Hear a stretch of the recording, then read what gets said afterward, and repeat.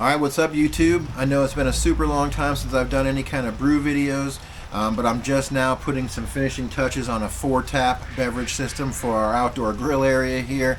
And while I was at Home Fermenter in Eugene, Oregon yesterday, I decided to pick up a couple of beer kits so I can get some things happening here. We've got Thanksgiving coming up in a couple of weeks, and I'm really trying to get something on tap for that. So I picked up a couple of kits. The ones I've got was blonde ale and cream ale. I decided that the first one we're going to do is the cream ale. It is really just a light beer that everyone can enjoy. And like I said, I'm trying to get it popping for the holidays. So really the process is going to be the same as just in my Beekeeper's Blonde Honey Ale. You're going to steep some grains, you're going to boil, add hops, chill it, add your yeast and things like that, and go through the fermentation process. The only thing that's different in this video will be that instead of putting it into bottles, I'll actually be putting it into a 5-gallon keg and sticking it into the cooler here to get that on tap. So stick around and let's brew this thing. Alright, so the kit we chose was cream ale, and I got this because it was a quick kit to do. It's just your standard American beer, really light kind of beer. I'm hoping to get this done and in the keg before Thanksgiving here in a couple of weeks, so let's get this thing going. I was really impressed with the way the kit was put together. All the grains are milled and in a muslin bag and then sealed in Mylar. It was really nicely put together, like I said. The grain bill here includes 12 ounces of 6-row malt, 8 ounces of white wheat malt, and then you have 2 cans of Pilsen Light malt extract for a total of 6.6 pounds.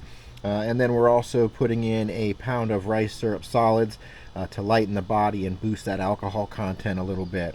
It also comes with 2 ounces of Willamette hops, individually sealed into muslin bags as well for each separate edition, which is really nice.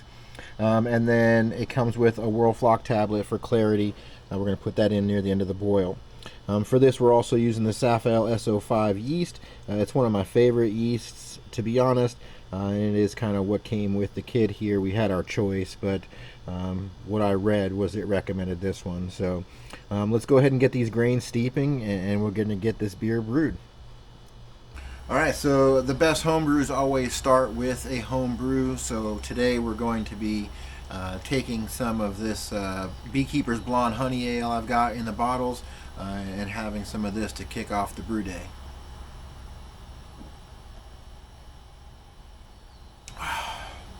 Amazing. Amazing. If you've not watched that video, I highly recommend you check it out. So we're going to enjoy this cold honey ale while we wait for our strike water to heat up to 160 degrees. We've got 2 gallons of water in here. We're going to heat this up slowly to steep our grains. Alright, so now that we've got our strike water up to 160 degrees, let's go ahead and kill the flame here. And we're going to go ahead and add our grains. Let's go ahead and dump in this powder as well. We're going to go ahead and cover this, and then we're going to go ahead and wrap this up. The flame is out on this, by the way. We're going to go ahead and wrap this up to give this kind of some insulation to stay as warm as possible over the next 30 to 45 minutes. Alright, we'll check back on you here in just a little while. Alright, once the grains have steeped for about 45 minutes, we're going to sparge them with some 170 degree water. Just kind of halt this process and get things rinsed off.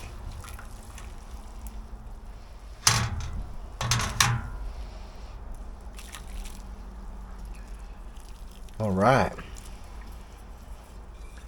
so now we've got a nice full kettle of water here, about 2.5 gallons. Really light colored here. So the next step is we're going to let this drain off, and then we're going to start adding our extracts. Alright, now that we've got our grains sparged and rinsed off, we're going to start adding the rice solids and malt extract here. We want to make sure that this stuff is fully dissolved before we go on to boiling it here. So let's go ahead and get that stirred in. Got the spatula here to help us with this malt. It is a pretty sticky syrup. We want to make sure that we get all of this in there. This is really the basis of our beer here.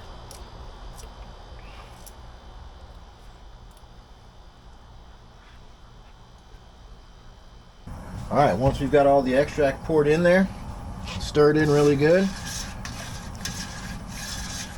we're going to turn the heat back on and get this thing up to a rolling boil. We're going to make sure that we are consistently stirring this throughout this process. Otherwise this will boil over, as I've said in my other videos. So just continue to stir this through the hot break, and then once it starts boiling, we're going to add our hops. Alright, you'll see just as soon as we start to get to the boil here itself, we're going to start to see a massive amount of foam forming at the top. We want to make sure that we keep that clear. If we get a cap of foam and it can't breathe, it will boil over. So we want to make sure that we're stirring it through this hot break period as the boil gets rolling.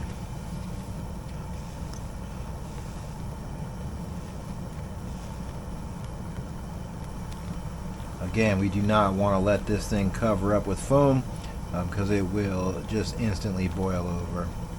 It has to be able to breathe at the top here. This is all the proteins coagulating. Once we get past this point, we'll be okay to kind of let it go. We'll start adding our hops here in just a few minutes. We are getting to that hop break right now. All right. Now that we've got the boil going, we're going to add that first addition of hops. That is a 1 ounce of Willamette hops, and that is going in here at 5 p.m. and we're going to let that go for 55 minutes. We're going to continue to stir through this hot break period though, so we don't get any boil over.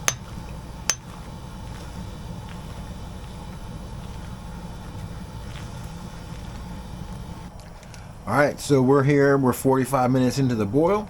We're going to go ahead and add this Whirl Flock tablet that was included with the kit. And what this is a clarifier. This is going to be 15 minutes in the boil. We'll toss it in there. We'll go ahead and give this a stir and make sure that this gets dissolved. And again, this is for clarification.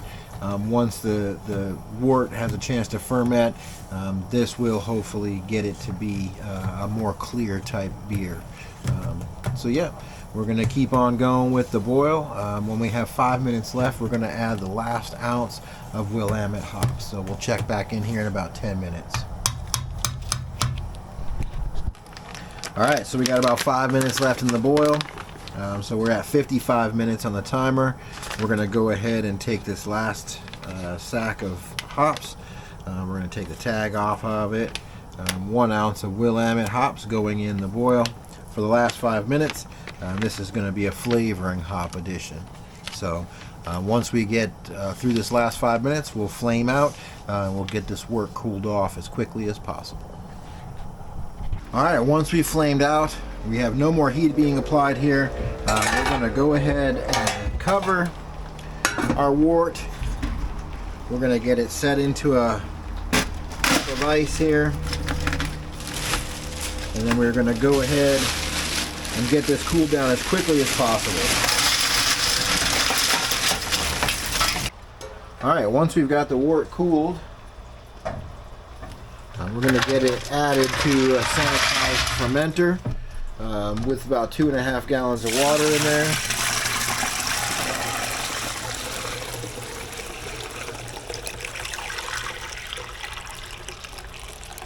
Alright, and once we've got the wort in here and we've got it topped off to 5 gallons, we're going to go ahead and get a specific gravity reading for our initial gravity here. Let it stop floating, or let it stop bobbing rather.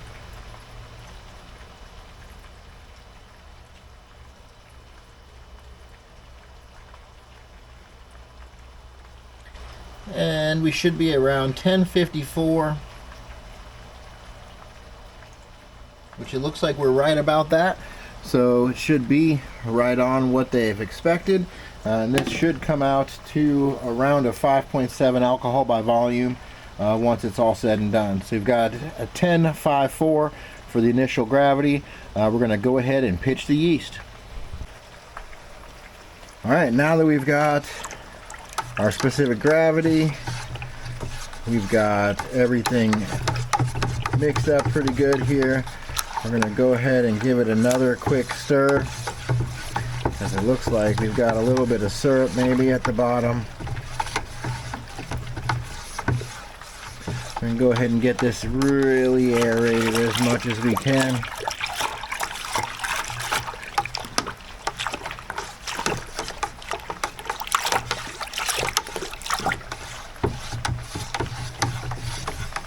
Just go ahead and give it a good stir for a couple minutes. Make sure we're getting it good and aerated. We want as much oxygen in here as we possibly can.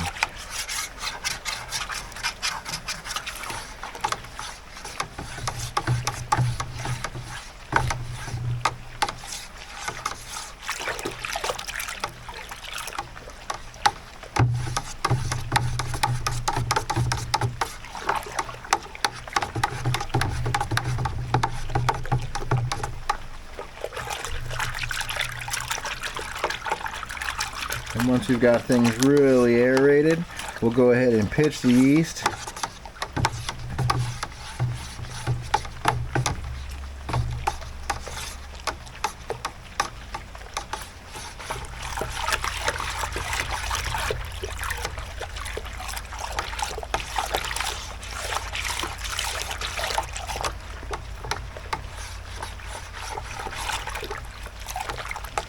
Okay. I got that pretty well aerated. Go ahead and get that cleared off. And then from here, go ahead and take our yeast. We're using the SO5 from Safale, and we're just going to go ahead and sprinkle this on top. Get a nice even coating on top of the wort here. Make sure we get all of that. Alright. Then we're going to go ahead and get this totally sealed down.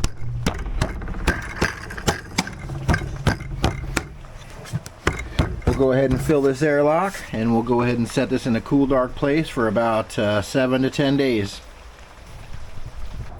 Alright, so we've been in the fermenter in a warm, dark place for 10 days.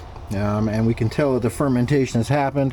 I can see a big layer of trub here at the bottom of the bucket. And so the last thing we really need to do here is to take a final gravity reading so that we can determine what our actual alcohol by volume content is. So go ahead and get my hydrometer sanitized up here. We're going to go ahead and give it a dunk into the beer here, and we're going to get a final gravity reading. The final gravity is a little bit different than I expected. We are at 10-12. It said that it should ferment out to about 10-10, so we're really pretty close here. We've got this has been cold crashed, and we've been sitting it in this cold temperature for the majority of the day today. So now the last thing is going to be to get this bucket of beer into our 5-gallon keg.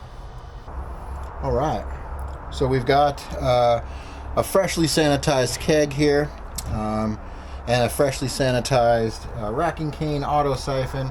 And so what we're going to do is start getting this beer transferred over into the keg. Go ahead and make sure that you're filling it from the bottom there, not trying to get any air into this or any oxygen as much as possible. We'd like to have a nice smooth transfer here. So we'll give this just a few minutes to get transferred over, and then we'll get on to the next step.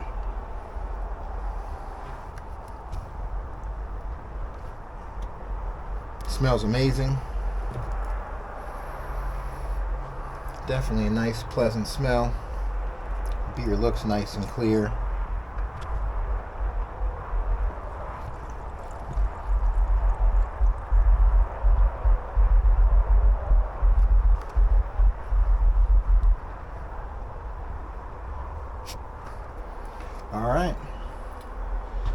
get this wrapped up. We do have this kind of leaned up a little bit on edge.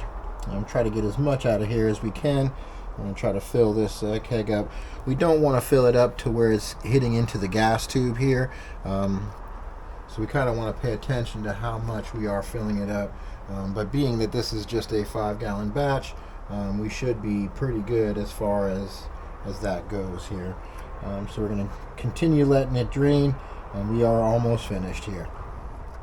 Tell me.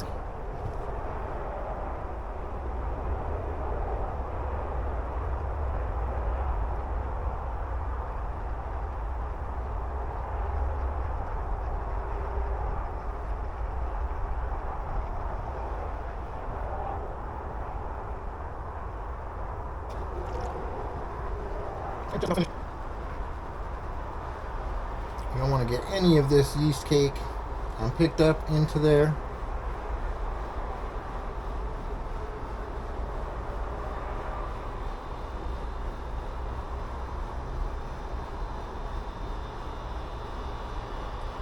Pretty well done there. All right. So that's it. We'll go ahead, pull our tube out here. We can see that the beer in there is pretty golden colored. Looks pretty good, to be honest. So let's go ahead and move on to the next step. As you can see, we've got the keg here pretty full. Not all the way to the top, but we are within just a couple of inches there of that gas tube. So we're good to go. We're going to go ahead and seal this up. Let me go ahead and set the camera back down. Alright, so now that we're full, we're going to go ahead give this another quick once over with the sanitizer. We did already sanitize this, but since it's been sitting out for a minute while we filled this, we'll go ahead and give it another little squirt. Should be okay. We'll go ahead and get this seated on here as best as possible. Alright, and now we have the beer in the keg, and the keg is sealed. We still have another step here before this beer is considered safe. Alright, so now that we've got the beer in the keg is sealed up, we're going to go ahead, attach our gas to this here. We're going to turn our gas on.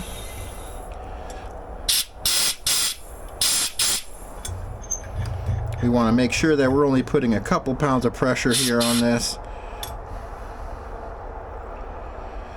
Just to kind of purge the oxygen off the top of this beer.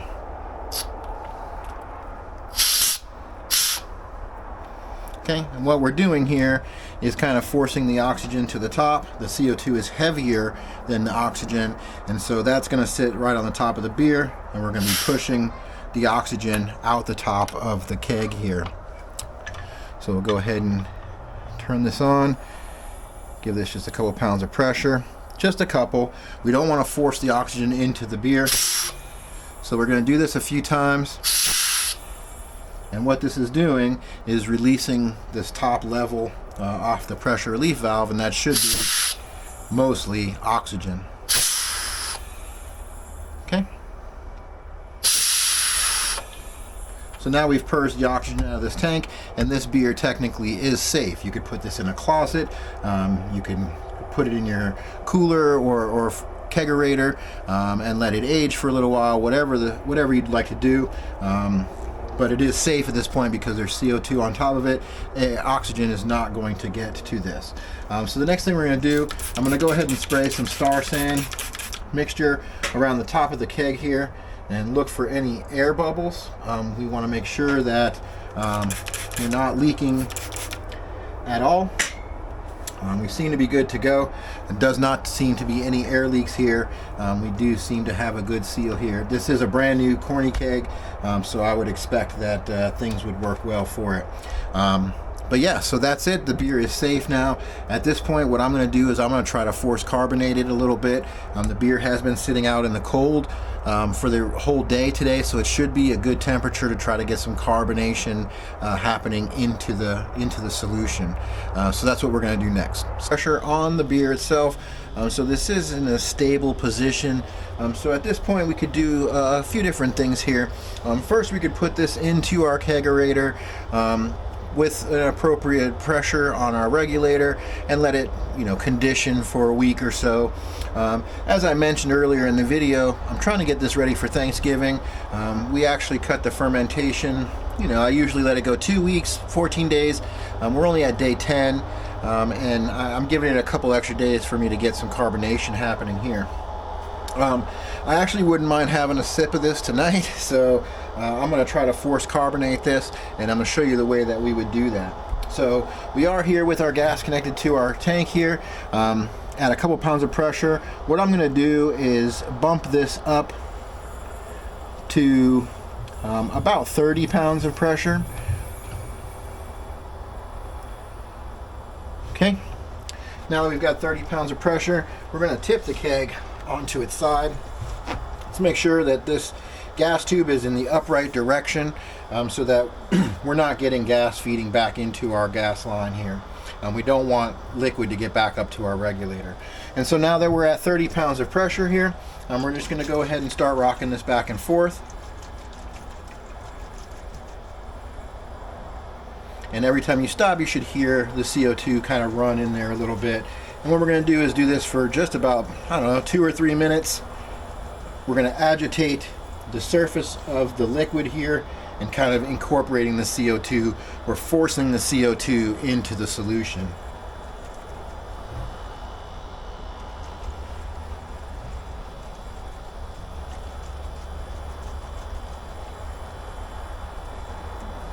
Like I said, there's no set time.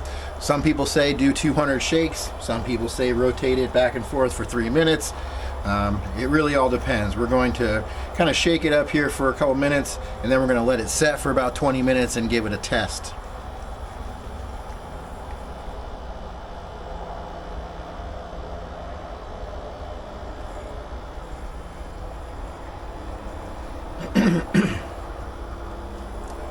Again, we're just shaking it, rotating it back and forth. We're just agitating the surface of this liquid here with this gas applied. As we agitate that, that's going to force it into the solution a little bit. Your beer does need to be cold to accomplish this. At least it's much easier to get the CO2 infused if it's cold. If it's not cold, then I would recommend either waiting till it's cold or adjusting the pressure up a little bit. Basically, we're just trying to force this to happen. It may require a little bit of extra PSI. So I'm still hearing, when I stop, I still hear gas flowing back in. So I'm going to keep going a little bit.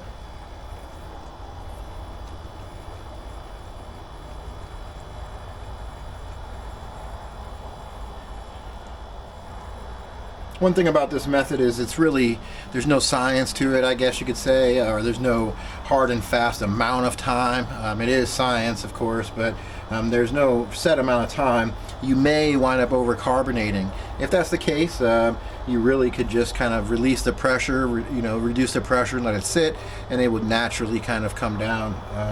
Like I said, at this point you can kind of do what you want and experiment a little bit. You're not going to really harm this beer at this point.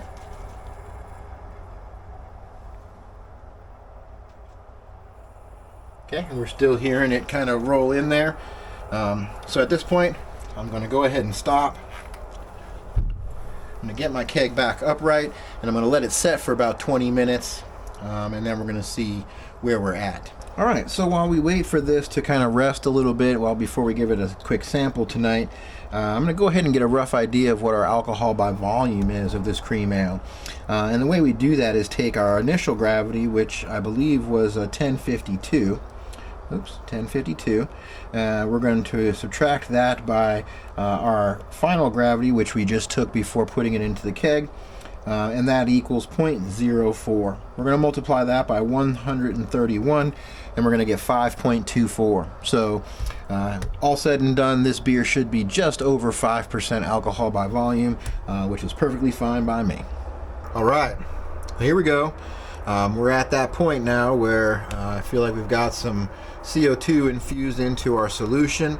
I've disconnected the gas, bled off all of the pressure, reset my regulator for 14 psi, 1 bar of pressure, reconnected my gas. I also did before that reduce the pressure, relieve the pressure inside the keg.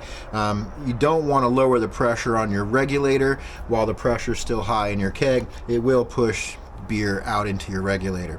So I disconnected everything, shut the gas off, basically set it to 14 psi, reconnected everything, put on my little NukaTap Mini with a flow control quick disconnect. This is how we're going to give it a quick test here without actually having to put it in the kegerator. So again, we've put this into the keg. We spent maybe 5 minutes or so applying a good amount of CO2 to it, shaking it back and forth. We then let it rest for about 20 minutes. I've got myself a clean tester glass here, and so we're going to see what kind of product we're looking at here.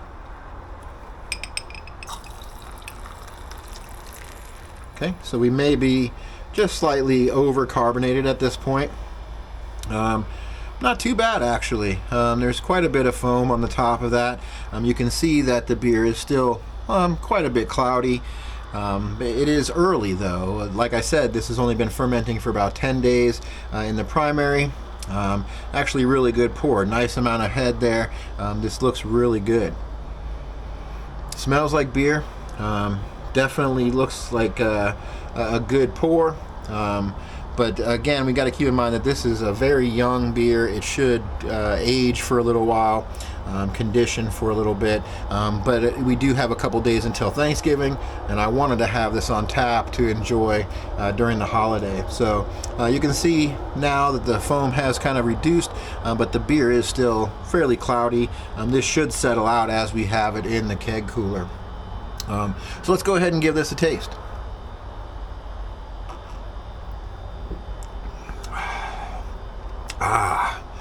Man, homebrew is so good.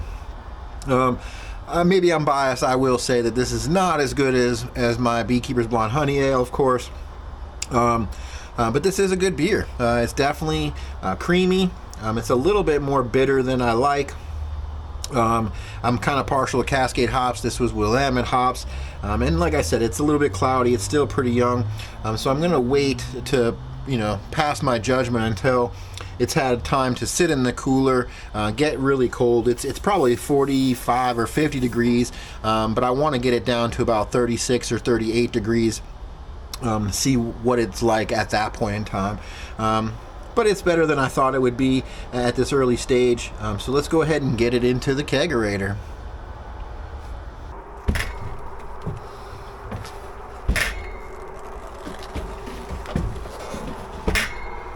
Okay. First keg in the cooler. All right, let's get our beverage tube hooked up.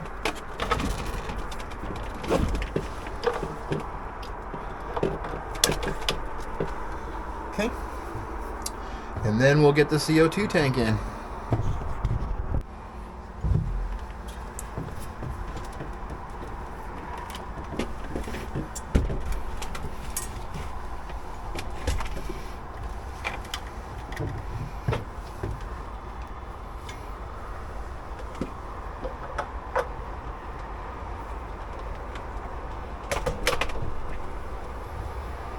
Okay, keg is in there.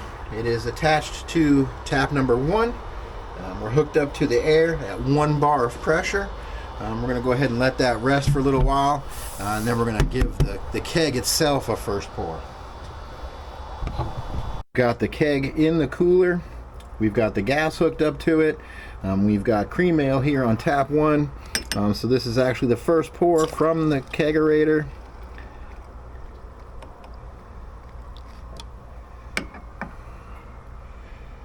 And there you have it. That's a perfect pour. literally a perfect pour. Like I said, the beer is still a little bit cloudy. It can definitely use a little bit of time aging out, clearing up a little bit, but this is pretty good.